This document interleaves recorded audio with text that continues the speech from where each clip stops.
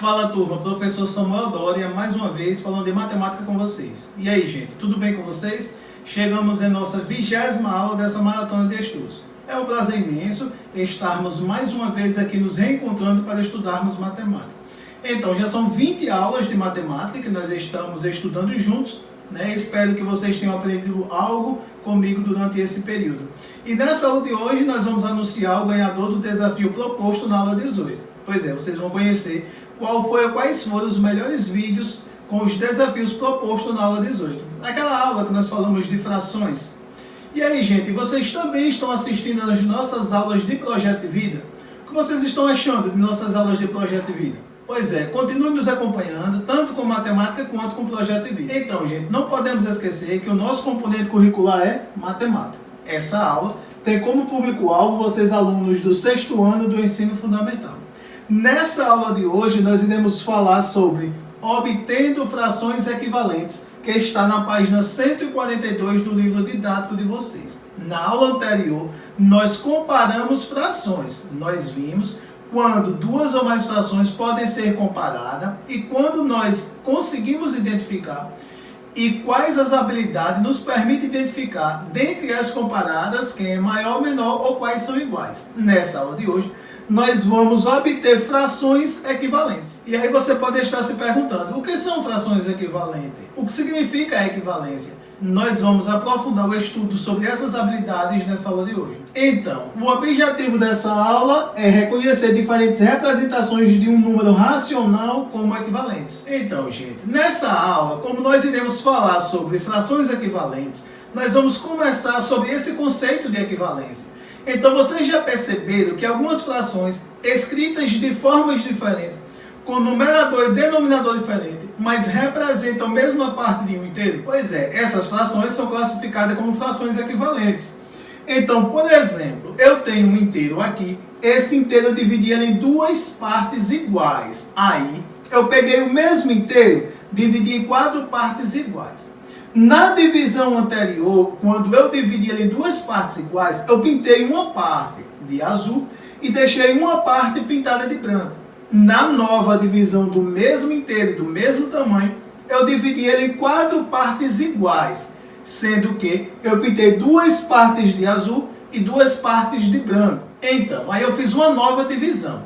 Eu dividi ele em 8 partes iguais, pintei 4 partes de azuis, e deixei 4 partes pintadas de branco. Então, só que se você notar nesse inteiro, com essas divisões que foram feitas, você vai perceber, quando você estiver comparando eles, que a parte pintada de azul, em todas as 3 etapas, é exatamente do mesmo tamanho, e as partes pintadas de branco, em todas as etapas, também são do mesmo tamanho. Ou seja, essa parte aqui que foi pintada de azul, é exatamente do tamanho dessa parte aqui que também foi pintada de azul. Que é do tamanho dessa outra parte aqui que também foi pintada de azul. Essa parte que foi pintada de branco é do tamanho dessa parte que foi pintada de branco. E é do tamanho dessa parte que foi pintada de branco. Só que as representações das frações não são iguais. Primeiro vamos entender. O primeiro inteiro ele foi dividido em 2 partes iguais, sendo que dessas duas, uma foi pintada de azul e uma de branco. Para representarmos a parte que foi pintada de azul, é uma das duas, um meio.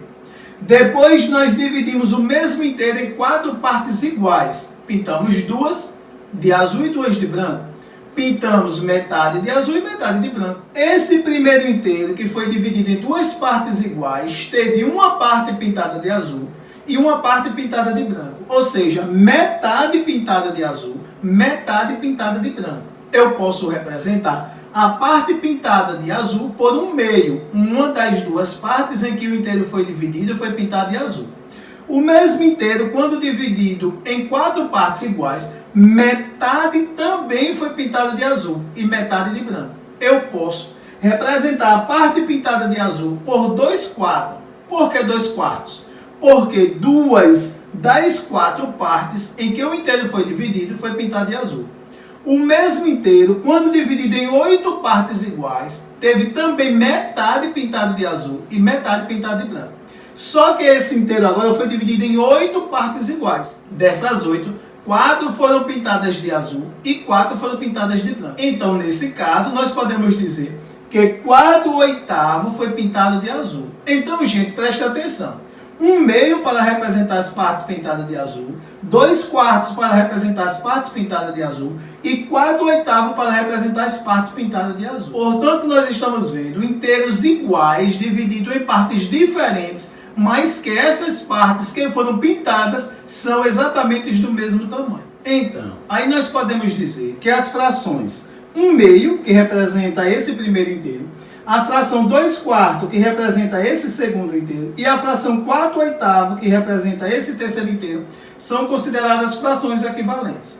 Por que elas são consideradas frações equivalentes? Porque elas são escritas com numeradores e denominadores diferentes, mas todas elas representam a mesma quantidade de um inteiro. Essa representa metade desse inteiro, 1/2.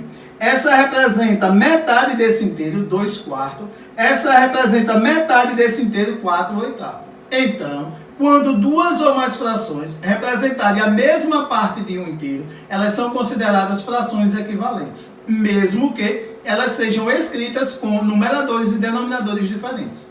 E aí nós podemos entender ainda que nós podíamos fazer outras divisões daquele inteiro, chamadas de subdivisões.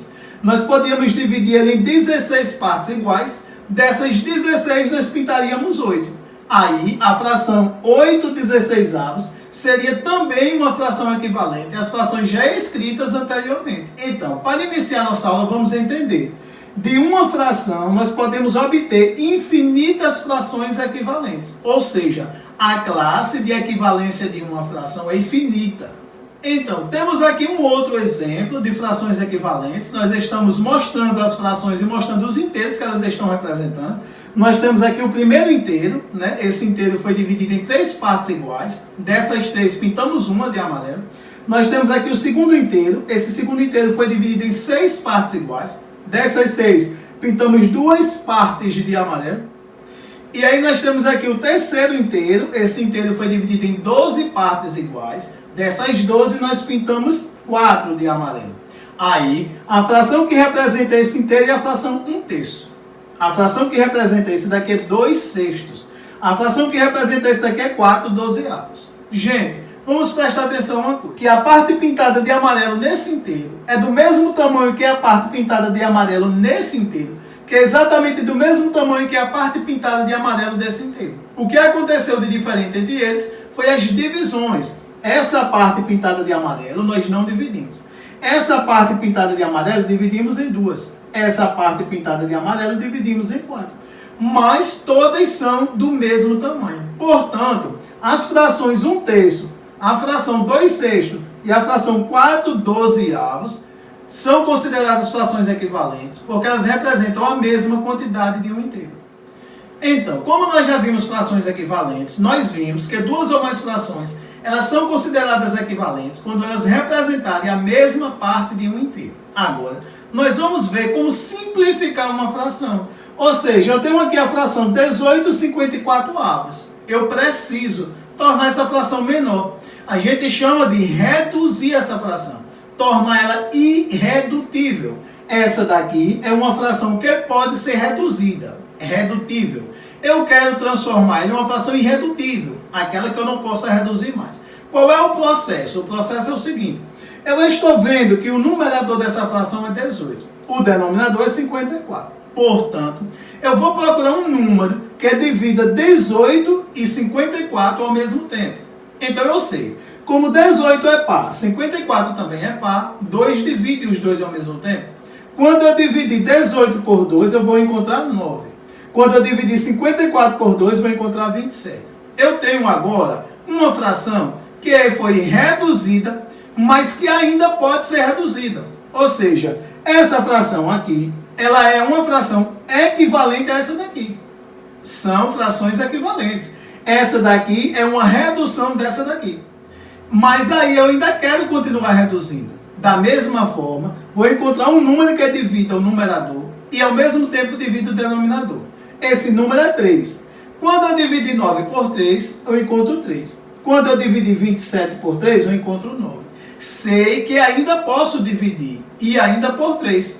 Quando eu dividir 3 por 3, eu vou encontrar 1. Quando eu dividir 9 por 3, vou encontrar 3. O que é que aconteceu? Reduzimos. Agora, nós temos uma fração chamada de fração irredutível. Não há a possibilidade de reduzir mais essa fração. Por quê? Porque não há um número natural que divida 1 e 3 ao mesmo tempo. Então, nós chamamos ela de fração irredutível. Reduzir uma fração ou simplificar é tornar os seus valores menores, de uma forma que ela seja equivalente à fração inicial. Então, eu posso dizer que a fração 1/3, ela representa exatamente a mesma quantidade que 18/54 representa de 1 inteiro. Elas são consideradas frações equivalentes. Então, 18/54, 9/27, 3 nonos e 1/3 são frações equivalentes, sendo que elas passaram por um processo de simplificação. Então, para nós entendermos como funciona o processo ou a classe de equivalência de uma fração, é assim. Todas as vezes que nós tivermos uma fração, se essa fração for multiplicada, tanto o numerador quanto o denominador, por um mesmo número, o resultado ou a nova fração que nós encontrarmos, ela é equivalente à anterior. Ou, se o numerador e o denominador também for dividido por um mesmo número, a fração que nós encontrarmos como resultado da divisão, ela também é chamada de fração equivalente à anterior. Então, nós estamos dizendo, quando multiplicamos ou dividimos o numerador e o denominador de uma fração por um mesmo número diferente de zero, obtemos uma fração equivalente à fração inicial. Então, a fração 3/5 foi multiplicada, o numerador por 2 e o denominador também por 2. Quando eu multipliquei o numerador por 2, encontrei 6. Quando eu multipliquei o denominador por 2, encontrei 10. Então, eu passo a ter como resultado dessa multiplicação a fração 6/10. Eu estou dizendo que a fração 6/10 é uma fração equivalente à fração 3/5. O 3/5 representa a mesma quantidade de um inteiro que o 6/10 representa. Tenho aqui a fração 25 centésimos. Aí, se eu dividir o numerador 25 por 25, eu encontro 1. Se eu dividir o denominador 100 por 25, eu encontro 4. Eu estou dizendo que a fração 1/4 e a fração 25 centésimos são frações equivalentes. Ou seja, a fração 1/4 representa exatamente a mesma quantidade que a fração 25 centésimos representa de um mesmo inteiro. Então, gente, nessa aula de hoje, nós falamos de frações equivalentes. Quando que duas ou mais frações são consideradas equivalentes? Quando elas representam a mesma quantidade de um inteiro. Qual é o processo de simplificação de uma fração para encontrar equivalente a ela? Multiplicar ou dividir numerador e denominador pelo mesmo número. O resultado é uma fração equivalente à inicial. Agora, como nossa aula chegou ao fim, eu quero apresentar para vocês os ganhadores do desafio da aula 18. Na aula 18, nós propomos um desafio e esse desafio foi solucionado por vocês. Recebi vários vídeos, analisei e 2 dos vídeos que recebi foram considerados melhores. Então, Eribaldo Júnior, da Escola Zéas Cavalcante Batista, assista aqui o vídeo de Eribaldo mostrando as habilidades do desafio que ele resolveu. Meu nome é Eribaldo, estou aqui para cumprir o desafio do professor Samuel. Eu estudo na Escola Zéas Cavalcante Batista. Aqui eu tenho uma garrafa PET de 2 litros. Eu utilizei para fazer esse desafio uma garrafa PET de 2 litros, 10 copos descartáveis e 3 sabores de suco: uva, laranja e morango. Aí aqui o de uva nós utilizamos 4 copos, e o de laranja utilizamos 3 copos, e o de morango 3. Agora vamos fazer fração. 4 copos, 4 décimos. E o de laranja, 3 décimos. E o de morango, 3 décimos. Agora eu vou fazer em ml. Aqui tem 800 ml de 2 litros. Aqui tem 600 ml de 2 litros. E aqui tem 600 ml de 2 litros. Essa aqui foi a minha explicação do desafio do professor Samuel. E aí, gente, o que acharam da solução de Eribaldo do desafio proposto? O vídeo dele foi legal? Foi coerente? Agora você vai conhecer o segundo ganhador, que foi Micael Flores, da Escola Francisco Moreira dos Santos. Micael também nos enviou um vídeo mostrando como ele solucionou o desafio e ele também foi um dos ganhadores desse desafio proposto na aula 18. Assista aí o vídeo de Micael e deixe aqui nos comentários sua opinião sobre o vídeo de Eribaldo e o vídeo de Micael Flores. Olá, meu nome é Micael, estou na Escola Francisco Moreira dos Santos, sexto ano A. Agora vim aqui cumprir o desafio com o professor Samuel. Eu preciso para cumprir esse desafio uma garrafa PET de 2 litros, 10 copos de 200 ml, 3 sucos, um de maracujá, um de uva e um de morango. E vou transformar ele aqui em fração. 4 décimos, 3 décimos, 3 décimos. Agora eu vou transformar ele em ml. 800 ml de maracujá de 2000 ml. 600 ml de uva de 2000 ml. 600 ml de morango de 2000 ml. E foi isso o meu desafio com o professor Samuel. Então, gente, esses foram os ganhadores do desafio proposto na aula 18, Eribaldo Júnior e Micael Flores. Olá, meu nome é Eribaldo, estou na Escola Zé Cavalcante Batista. Estou aqui para dizer para vocês que eu ganhei esse brinde, um relógio. Olha, minha gente, vocês não vão pelo presente. Primeiro passo que vocês devem estudar. Vocês, se você não tiver celular, vão atrás dos seus amigos que têm celular e estude, porque essas videoaulas é muito importante para vocês. E você que não está assistindo, vai lá, ainda tem tempo. É o primeiro passo que vocês estão dando para a sua vida, para ser alguém na vida. Olá, eu sou Micael Flores, estou na Escola Francisco Moreira. Eu vim aqui para deixar um conselho que vocês não estão estudando. Meu conselho é que vocês estudem e não perdam essa oportunidade de estudar, mesmo que seja online. Não importa se é online ou presencial, o importante é a gente estudar. Eu quero agradecer primeiramente a Deus, segundamente meus professores que me deram essa oportunidade e quero agradecer por tudo e quero dizer a vocês que não parem de estudar essas videoaulas, que eu nem sonhava que ia ganhar um brinde, nada, e hoje ganhei um brinde, um relógio bonito. Espero que vocês tenham gostado. Você que não ganhou, não deixe de participar dos nossos desafios. Um forte abraço e até o próximo encontro.